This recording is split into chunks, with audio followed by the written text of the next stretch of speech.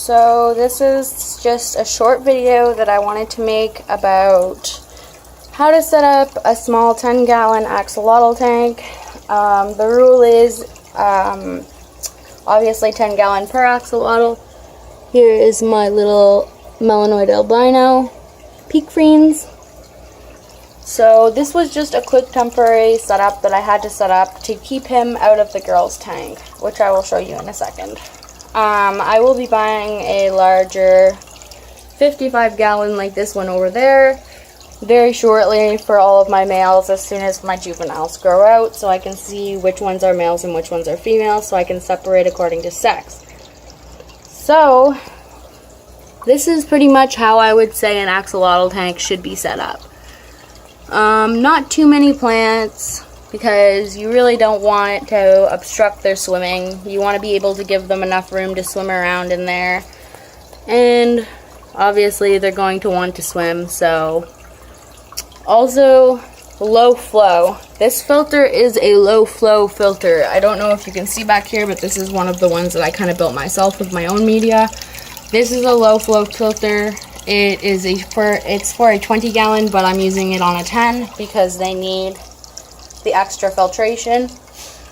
I did put some plants in here, and I am keeping it bare bottom with some river rocks. I find that that's really easy to clean, as well as the fake grass stuff in the back. He seems to like that. He rubs himself on it sometimes. So it kind of gives him a more realistic environment. These things glow in the dark, and with my light that I have, it's kind of cool. We can change the colors on the tank and make them cycle and all sorts of cool things. So we really like this tank.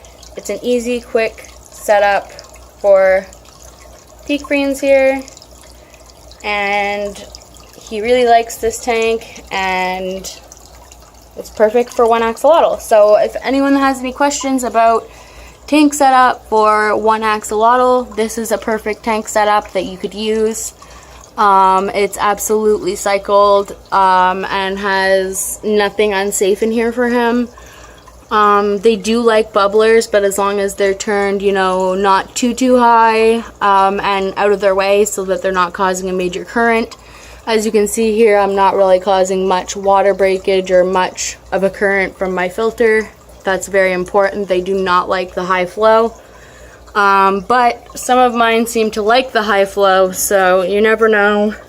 A lot of my guys actually will sit underneath the filter intentionally just to get the flow of it. But this has just been a quick video I wanted to post for axolotl tank setup. A couple fake plants in here, some rocks, cycled water, filter running, and light is your choice. I just like it because it looks really pretty. So that's my first tank. My second tank over here is my female tank that I have set up for my two ladies, which you can see one is right there, sitting in the back, and my other one is right in the back there as well. She's a wild type. She's back there. See, these guys like to sit underneath the filter. I'm not sure why. They just love the flow from the filter. This tank, I leave a little bit more flow of the filter, and they have their bubble bar there going across their hide. They're constantly in and out of their hide, and they really like it. I do use sand in their aquarium. Sorry, I just did a little filling, so their sand's a little messed up there. But it usually messes up anyway because they usually run around, and I don't like using that much sand because of the fact that it gets dirty and needs to be washed quite frequently. But here is the female's tank, and obviously there are two females, so they get the 30-gallon tank, and the male will get, my peak greens gets the 10-gallon, which is kind of unfortunate for him, but he still has a really good tank right now. So this is our female tank. We have the fans on here just in case, which adjust up and down. They're the Boyu fans. The tank's really freaking cold right now, so we have them adjusted so that they're not blowing too much. This is our live planted tank. This is our end result of what we hope to have in the future for all of our adults. Basically, we want to have 2 55 gallons or 2 close to 55 gallons to, you know, maybe even 100 gallons, depending.